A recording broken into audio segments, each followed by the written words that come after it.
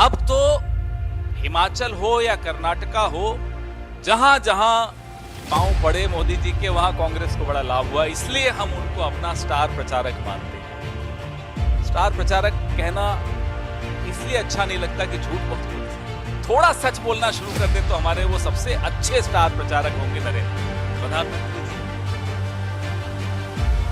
चुनावी दौरों पर थे। मध्य प्रदेश से शुरू करें हम। 51 मिनट के भाषण में 44 बार कांग्रेस का नाम। 1966, हम में से कोई शायद पैदा नहीं हुआ होगा। 1966 की एक फिल्म थी, नींद हमारी ख्वाब तुम्हारे। तो मोदी जी को शायद वो फिल्म बहुत पसंद है। जिस राज्य में 19 साल से उनकी सरकार हो, वहां जब चुनाव प्रचार करने जाते हैं, 51 मिनट में 44 बार कांग्रेस का नाम लेते हैं। ये क्या बताता है? यह बताता है अपनी सरकार की उपलब्धियों के नाम पे बताने के लिए कुछ नहीं, जीरो।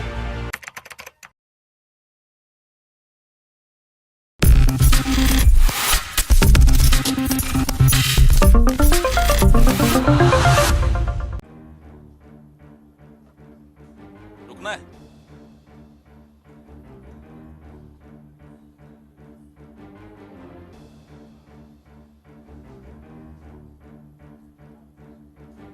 नहीं, वो उन्होंने हाथ दिखा रखा है। नमस्कार दोस्तों, कल प्रधानमंत्री जी चुनावी दौरों पर थे। मध्य प्रदेश से शुरू करें हम। 51 मिनट के भाषण में 44 बार कांग्रेस का नाम लिया। 1966, हम में से कोई शायद पैदा नहीं हुआ होगा। 1966 की एक फिल्म थी, नींद हमारी ख्वाब तुम्हारे।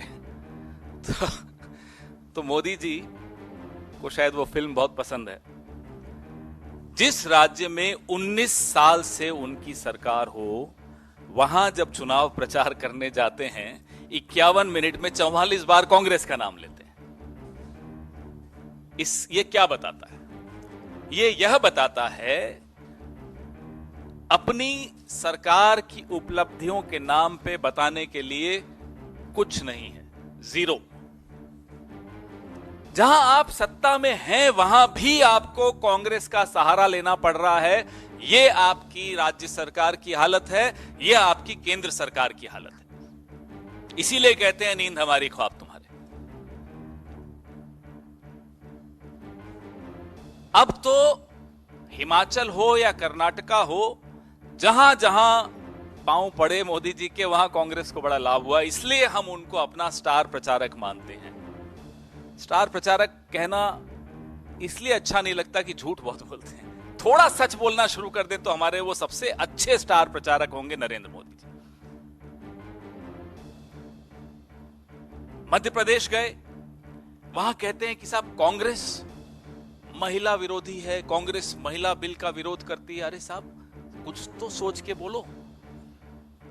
महिला बिल की शुरुआत किसके वक्त हुई थी? 1989 में, जब महिला बिल स्वर्गीय श्री राजीव गांधी जब प्रधानमंत्री थे, जब संसद में आया, लोकसभा में पारित हुआ, राज्यसभा में नहीं पारित हो पाया। क्यों नहीं हो पाया? वो 7 लोग कौन थे जिन्होंने महिला बिल के विरोध में वोट दिया? मैं गिनाता हूं। Number 1 Atal Bihari Vajpayee ji, number 2 Lal Krishna Advani ji, number 3 Ram Jethmalani जी, नंबर 4 जसवंत सिंह जी। आप देखिए, अभी मैंने आपको 4 नाम गिनाए, चारों कौन सी पार्टी के? आपकी पार्टी ने उस वक्त 1989 में 1989 में जब यह बिल पास हो सकता था, तब आपकी पार्टी के नेताओं ने, आपकी पार्टी के सांसदों ने राज्यसभा में यह बिल गिराया। आ जाइए अब आप 2014 में, 10 साल हो गए होने आए हैं, आपका पूर्ण बहुमत था। आपको पूरा सहयोग विपक्ष से था इस बिल पर, क्यों नहीं लाए? 10 साल आपने गंवा दिए। और अब जब आप लाए हो तब भी आप 2034, कोई कहता है 2039, 10 साल मिनिमम लगेंगे आपको इस बिल को कानून बनाने में। यह आपकी नियत है। और उसके बाद आपकी हिम्मत देखो कि मध्य प्रदेश में खड़े होकर आप कहते हो कि कांग्रेस इसके खिलाफ है। यह आपकी हिमाकत है, यह आपकी हिम्मत है, यह आपको कैसे आती है हमें नहीं समझ में आता। तो असलियत आपको मैं एक एक बिंदुवार कर सकता हूं, लेकिन अब इसलिए आवश्यकता नहीं है क्योंकि देश जैसे होता है ना कि सत्यवादी हरिश्चंद्र, कि अगर हरिश्चंद्र ने बोला तो सच है, उसका ठीक ऑपोजिट नरेंद्र मोदी ने बोला तो झूठ है। एक सर्टिफिकेट है, सर्टिफाइड लायर अगर कोई है तो माफ कीजिएगा, इस देश का प्रधानमंत्री। आंख बंद करके बिना गूगल रिसर्च किए आपको मालूम पड़ जाएगा कि अगर देश के प्रधानमंत्री ने बोला है तो वो झूठ है। ऐसी छवि इस देश के प्रधानमंत्री की कभी नहीं थी, किसी प्रधानमंत्री की नहीं थी, ना होने चाहिए, ना होगी। The only prime minister who, I am sorry, has made himself a certified liar. If and when he opens his mouth, he only speaks lies. I've told you about the women's bill in Hindi. In 1989, when Mr. Rajiv Gandhi was the prime minister, the women's bill could have become a law. How did it not become a law? Because in the Rajya Sabha, it fell short of 7 votes. Who were those 7 people who voted against the women's bill? Atal Bihari Vajpayee, Lal Krishna Advani, Ram Jethmalani, Jaswant Singh. Out of these 7, 4 are the BJP. And in Madhya Pradesh, he goes and says that the Congress is opposed to the women's bill. I'm just giving you one example of his life. If he starts speaking a little bit of truth, he can be our best star campaigner for the Congress and for India Alliance. Madhya Pradesh में मैंने आपको जैसा बताया 19 साल से सरकार इनकी, बीच में 15 महीने हमारी सरकार। उस 15 महीने में कमलनाथ जी की सरकार ने क्या क्या किया? 6 लाख युवाओं को युवा स्वाभिमान योजना से जोड़ा, 20 लाख किसानों का कर्जा माफ किया, और महिला सुरक्षा के लिए जब 800 करोड़ सेंटर से मांगे वो नहीं दिए गए। क्यों? क्योंकि वो जो है ना, बिना एयरलाइंस का मंत्री, बिना एयरलाइंस का एविएशन मंत्री इस इतिहास में इस देश के एक ही है, उसको खरीदना था, उसके लिए पैसे चाहिए थे। इस देश में लॉकडाउन तक को डिले किया गया क्योंकि उस बिना एयरलाइन के मंत्री को खरीदना था। यह आपकी सरकार की, यह आपकी पार्टी की, यह आपकी मानसिकता की हकीकत है। और महिला बिल पे आप बोलते हो, जब आप बचपन में शाखा शाखा खेलते थे ना, तो कांग्रेस ने देश को एक महिला प्रधानमंत्री दी थी जो पाकिस्तान से लड़कर बांग्लादेश को आजाद करा रही थी। इसलिए आप कांग्रेस के सामने महिला बिल पर तो ना बोलें, महिला अधिकारों पे मत बोलिए। आप खेलिए बृजभूषण के साथ शाखा शाखा और करिए महिला अधिकारों पे चर्चा।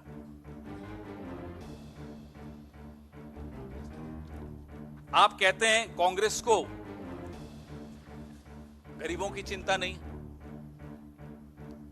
जिस नरेगा ने 23 करोड़ गरीबों को गरीबी रेखा से ऊपर लाया, उस नरेगा का बजट आपने काट दिया। उस नरेगा को आप पानी पी पी कर कोसते हो। फिर आप कहते हो कि कांग्रेस को गरीबों की चिंता नहीं। आपने ना केवल उन 23 करोड़ लोगों को फिर से गरीबी रेखा के नीचे धकेला, 14 करोड़ और नीचे साथ में भेज दिया। तो आप जब भाषण, या तो आपका जो भाषण लिखता है उसको बदल दीजिए या अपनी शैली बदल दीजिए। आप अब बदले ना बदले, सरकार आपकी अब बदलने वाली है। राहुल गांधी ने एक चुनौती आपके सामने दी। करिकुलम में कास्ट रिजर्वेशन की बात हो रही है।